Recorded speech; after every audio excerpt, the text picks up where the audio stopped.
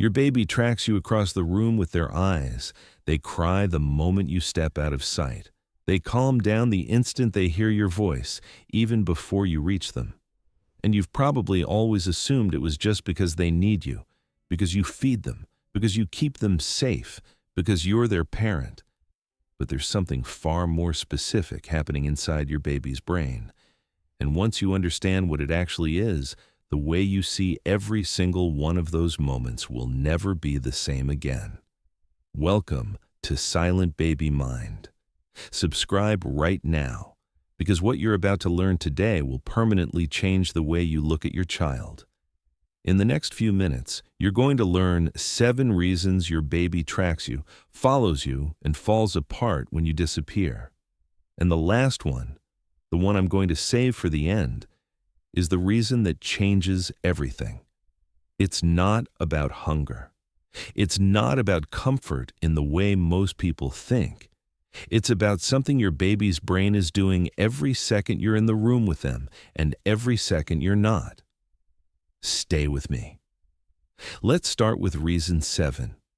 Your baby is not following you. Your baby is mapping you. From the very first hours of life, your baby's brain is doing something that no smartphone, no computer, and no artificial intelligence on the planet can fully replicate. It is building a living, dynamic model of you. Not just what you look like, but how you move, how you smell, the rhythm of your breathing, the cadence of your voice, the temperature of your skin. Researchers at the Harvard Center on the Developing Child describe the early months of infancy as a period of extraordinary neural construction. In the first year of life alone, the brain forms more than 1 million new neural connections every single second, and a significant portion of those connections are dedicated entirely to you. When your baby follows you with their eyes, they are not being clingy. They are adding data points to a map that their survival literally depends on. Because in the ancient architecture of the human brain, the caregiver is the environment. You are not just a person your baby loves, you are the organizing principle of their entire sensory world. Where you go, the world makes sense. Where you disappear, the world becomes unpredictable. And an unpredictable world, to a brain that has been alive for only a few weeks or months, registers not as inconvenience, but as danger. This is the foundation of everything else you're about to learn. Keep that word in mind. Mapping. Because your baby never stops doing it. Reason 6. Your voice reaches your baby before your face does, and their brain has been tuning into it since before they were born. Most parents assume that their baby's attachment begins at birth, the moment they're placed on your chest, the moment they first look up at your face. But the science tells a different story. By week 25 of pregnancy, the auditory system is functional. By week 32, fetuses show measurable responses to familiar sounds. And the sound they respond to most strongly, more than music, more than other voices, more than anything else in their environment, is yours. A landmark study published in the journal Psychological Science found that newborns just hours old could distinguish their mother's voice from the voice of a stranger and showed a clear preference for the familiar one. Not because they had been taught to, because their brain had already spent months learning the rhythms, the pitch, the emotional texture of that voice through the walls of the womb. So when your baby turns their head toward you, before they can even fully focus on your face, when they calm at the sound of you talking to someone across the room, they are not reacting to you. They are recognizing you. And recognition, in the brain of an infant, triggers something profound. It releases oxytocin, it lowers cortisol, it signals to every system in that tiny body that the world is, for this moment, safe. Your voice is your baby's first anchor, and they have been holding on to it longer than you know. Reason 5. When you leave the room, your baby doesn't know you're coming back. This is the one that stops most parents cold, and it's important to sit with it for a moment before moving on. You know that when you walk to the kitchen to refill your water, you will be back in 45 seconds. You know it with absolute certainty because you have a concept called object permanence, the understanding that things and people continue to exist even when you cannot see them. Your baby does not have this yet. The developmental psychologist Jean Piaget first described the emergence of object permanence in infants, noting that it develops gradually across the first year and a half of life and is not fully stable until somewhere between 18 and 24 months. Before that threshold, when something disappears from your baby's perception, it does not simply become invisible. To the infant brain, it becomes, on some fundamental level, gone. Now think about what that means. Every single time you walk out of your baby's line of sight, their brain is not registering your departure as temporary. It is registering it as a loss, not in the abstract philosophical sense, in the immediate neurological sense. The face that organizes their world has vanished. The scent they track is weakening. The voice that signals safety has gone quiet. And their brain, which has no concept of later or soon or just a minute, has nothing to hold on to except the fact of your absence.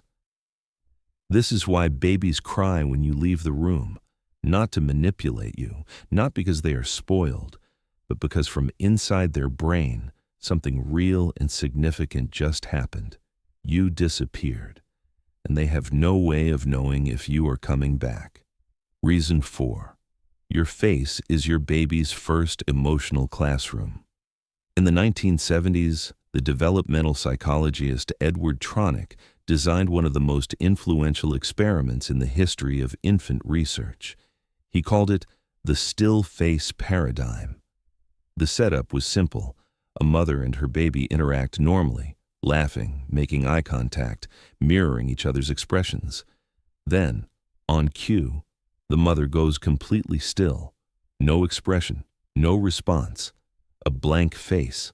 What happens next is remarkable and, for most parents who see it, deeply uncomfortable to watch. Within seconds, the baby begins to work. They smile, they point, they reach out, they vocalize. They are trying everything in their repertoire to get their mother's face to come back. When nothing works, the baby's effect collapses. They look away. They withdraw. Their body language shifts from engagement to shutdown, and their cortisol levels, the stress hormone, spike measurably. What Tronick's research demonstrated is that your baby is not just looking at your face. They are reading it in real time, constantly, as a source of information about the world. Is this situation safe or dangerous? Should I engage or withdraw? Is what I am feeling normal or alarming? Your face answers all of those questions dozens of times per minute without either of you being consciously aware of it. Developmental neuroscientists call this process co-regulation. Your nervous system and your baby's nervous system are in constant dynamic conversation, and the primary language of that conversation is your face. This is why your baby stares at you with that intensity that sometimes feels like it goes straight through you. They are not just looking at you. They are learning from you. They are learning how to feel, how to respond, how to exist in a social world. You are not just their caregiver. You are their first teacher of emotional life, and their lessons happen every time your eyes meet. Reason 3. Your scent is the most powerful signal in your baby's world. Human beings are not typically considered scent-driven creatures. We tend to think of smell as our weakest sense, the one we would sacrifice first if we had to choose. But in infancy, before vision is fully developed, before language exists, before the higher cortical functions of the brain have come online, scent is primary. A series of studies conducted at the University of Geneva demonstrated that newborns could identify their own mother's breast pad by scent alone, turning their heads preferentially toward the familiar smell within the first days of life. Other research has shown that the scent of a primary caregiver activates reward pathways in the infant brain with a consistency and intensity that no other stimulus matches. What this means practically is something profound. When you hold your baby, when they press their face into your neck, when they calm almost instantly after being passed back to you from another person's arms, they are not just feeling your warmth or hearing your heartbeat. They are inhaling a chemical signal that their brain has cataloged as safety, as home, as the organizing center of their world. And conversely, when that scent is absent, when you are in another room and the air around them carries no trace of you, their nervous system registers the absence, not consciously, not in any way they could articulate even if they had words. But at the level of the brainstem, at the most ancient and primitive layer of the human nervous system, the signal reads, "The safe one is gone," and the body responds accordingly. This is why some babies can be crying in another person's arms and stop the moment you walk through the door, before you have said a word, before they have even seen your face. They smelled you. And that was enough. Reason 2. Your baby is not attached to you. Your baby is wired to you. In the 1950s and 60s, the British psychiatrist and psychoanalyst John Bowlby developed what became one of the most foundational theories in developmental psychology: attachment theory. His central argument was that the bond between an infant and their primary caregiver is not a learned behavior. It is not a conditioned response to feeding or comfort or reward. It is a biological imperative, as fundamental to human survival as the drive to breathe or eat. Bowlby proposed that human infants are born with what he called an attachment behavioral system, a set of instincts specifically designed to keep them close to a protective caregiver. Crying, reaching, following with the eyes, clinging, protesting separation. All of these behaviors are not emotional performances.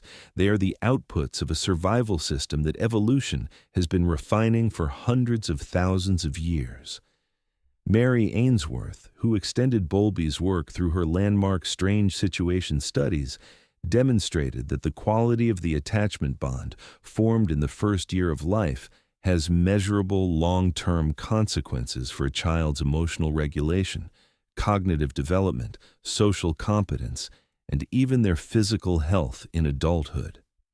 Children who form secure attachments, who learn through consistent experience that their caregiver is available, responsive, and safe, develop fundamentally different nervous systems than those who do not.